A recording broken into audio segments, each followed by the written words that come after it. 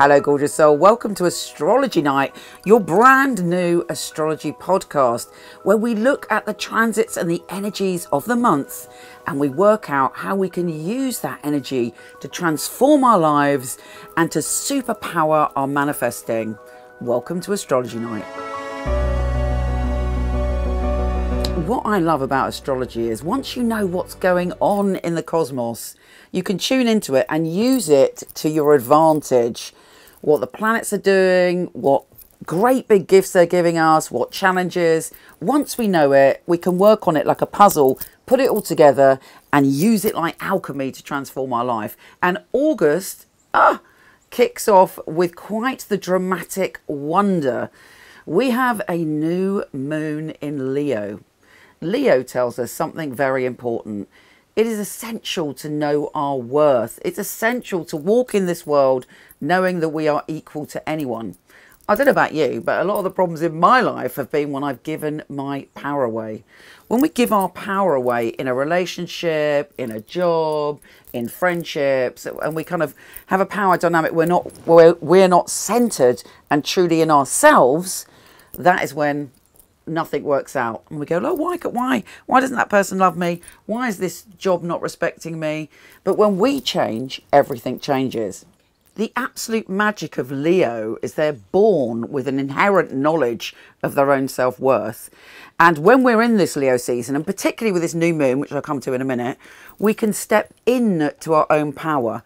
And when we change, everything changes in our lives. I promise you that. When I was younger, and I often tell this sort of story, you might have heard it before, I was very insecure. I just left a kid's home. I left home at 13. I was very troubled and I hadn't had much nurturing in my life. And I moved in to this kind of women's street in Brixton. And everyone was obviously a lot older than me. And I just didn't know how to be. I was very damaged and very wounded. And then there was this woman called Racine Ripple, who I will never forget. When she walked into a room, she had this charisma and everybody would stop and everybody had this kind of reverence for Racine. And I was like, what is it? Actually, she was, of course, a Leo. And I can't actually remember now whether we actually had a conversation or I just observed her and thought, what would Racine do? Which is a great technique, by the way, if you're ever in a problem and you can't work it out. Think about someone you admire and someone that you think is really wise and think, well, what would they do in this situation?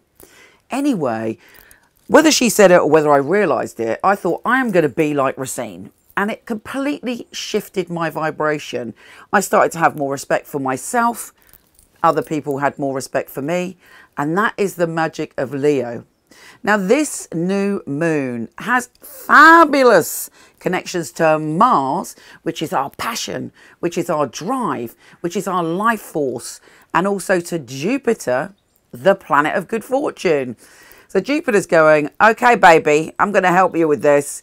I'm going to open up the world to you. Should you want it, get in touch with your courage. Release any fears you have about being not equal in the world. Because trust me, it is an illusion. We are all a unique shard of the divine. And when we know that, we awaken the magician in us and we are able to make the transformations that we want. This is a portal. Manifest your ideal future with this new moon. Visualize the ability with Mars to change direction if you need to. And also trust that Jupiter is there going, open your arms and trust in yourself.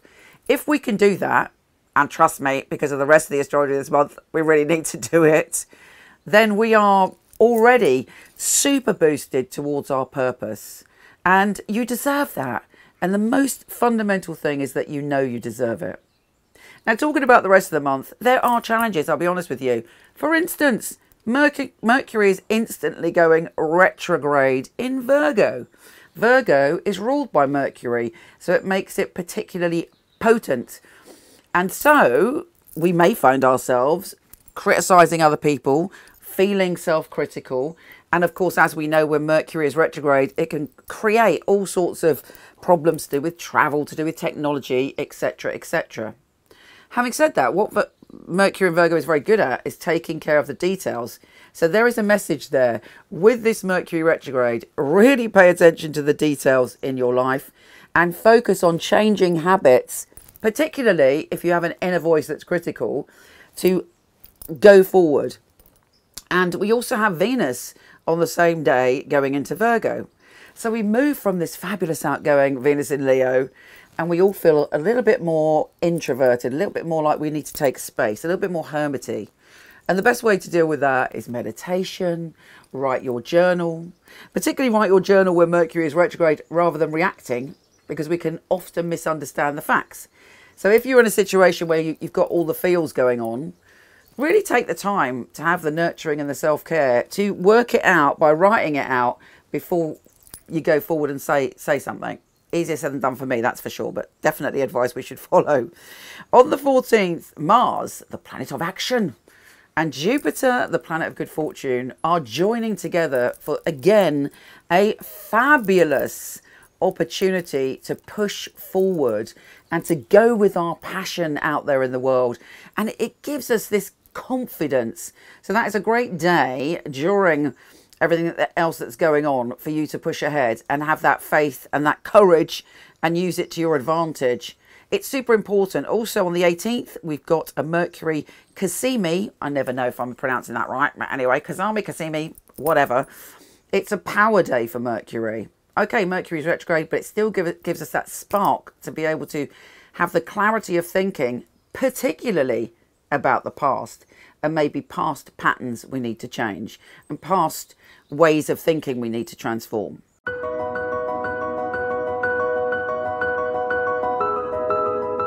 With Mercury in Virgo also, it gives us the gift to look back into our life and go, when was I at my healthiest? When were my habits really positive and enhance my life? And bring them back in. Gather the treasure from the past and reawaken it. If you've not read, which I'm sure the whole world's read it by now, Atomic Habits, it tells us that even when we change tiny, tiny things, a year later, that tiny, tiny thing is mounted up to something life-transforming. So think of any small habits you can change if you're overwhelmed. Anything, one small habit, do it to your advantage and you will see great results. And that is such powerful knowledge because it tends to work in every area. We don't have to focus on everything all at once. Just take one thing at a time. And Virgo is all about that. Let's be precise. Let's be analytical. Let's get on with things. Now, on the 19th, we have Jupiter square Saturn, which I have to say is challenging and quite rare. Jupiter square Saturn is like Jupiter's like, yeah, baby, I want to run ahead and I want to be free. I want to do what I want. I want to stretch myself. And Saturn's going, hang on a minute, mate. Hold your horses. This is a great idea, but you have to be practical to do it. So if you're not being practical, you might feel that there's some restriction or someone controlling when you just want to be free and go for it. Now, while that might be frustrating in the moment, there is potentially a really good lesson there. And also Saturn is in Pisces at the moment, which is about what is good for our spirit, what is good for our soul, what is good for the evolution of us to go forward with a very pure heart. So pay attention on that day and see where you want to be free and what's restricting and how you can make that work. Saturn's all about structure and responsibility. You know, I used to not like Saturn, but now I'm actually my second Saturn return. And it's teaching me valuable lessons. Because once we structure our magic, once we structure our life and what we want to do, and we really do it honestly, that's when things build up and that's when things really, really change. Also, we have a full moon in Aquarius. Oh, there's a lot going on with that full moon. Again, on the one hand, it's saying, be a rebel for sure. Visualize your future as if it was the most magnificent future in the world, and then leave space for the cosmos to deliver you something even better and right for your vibration.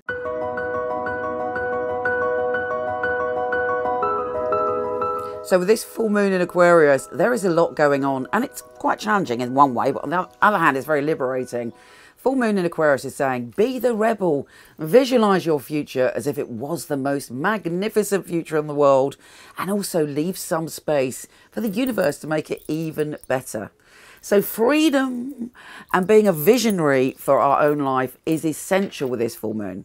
But there are challenges, I have to say. There's Mercury squaring Uranus, so there's unexpected information coming in, which will change our view of what freedom really is, change our view of independence. But it'll be very valid information, but at the time it might be quite surprising. On top of that, we have a T-square with Venus, Mars and Saturn. So there is this kind of a little bit of conflict. And as I said, the full moon is all about freedom. So are there any relationships in your life where you feel that you're not truly being able to be free and be yourself? That's definitely a theme of this whole month. Well, the full moon will illuminate that. There may be a dream, a synchronicity, a twist of fate that makes you aware of what you need to do and what dynamics you need to change to truly feel free. Anyway, luckily, after that, that's going to be brilliant. It's going to be fabulous, essential. And when we have important knowledge, even if it's uncomfortable at the time, it does ultimately liberate us. After that, the sun goes into Virgo. It's a whole different vibe. It's like, okay, let me change my patterns. Let me shake up my habits. Let me analyze what I need to shift, and let me take some time out for me, meditate, all the things I was mentioning earlier. And then on the 28th, Mercury goes direct, and it's a big relief. So we can process everything that's gone on this month, and we can really look at everything. Again, I highly recommend you journal and write down, or even write a daily journal throughout the whole of August, and then look at the facts, see it as a roadmap onto the next phase of your life, because there's a lot of information coming and a lot to process. On top of that, on the 29th, Venus enters Libra. Phew. This is a great relief. Venus does not really like being in Virgo. It's quite isolating. It's the opposite of what Venus wants, which is connection and beauty and harmony. But when Venus is in Libra, I have come home, says Venus, because obviously Libra is ruled by Venus. So it's like, yeah, baby, I am at this point in my life now where I can just relax. Relationships get better. Mercury's direct, so we can communicate better. We feel at peace within ourselves. We want to create harmony and beauty in our lives. And it's super, super positive. And it's also trine Pluto. Pluto is the Lord of transformation. The whole of this month is about transforming, knowing our worth, coming into our power, changing direction, and allowing ourselves to have the destiny that we deserve. We are liberated, we are free, and we are able to step into love. Love for ourselves, love for another, love for life.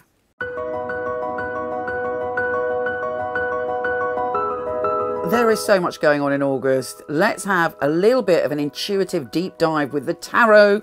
This is my tarot deck, the Knight-Waite tarot that I'm using. So let's see if there is any advice for us this month from the tarot on how we can navigate these incredible energies. Okay, first card. Oh, the Ace of Swords. Ace of Swords is all about air. It's all about intellect, using our mind to cut through the crap and go forward. But it's also a card of deep success.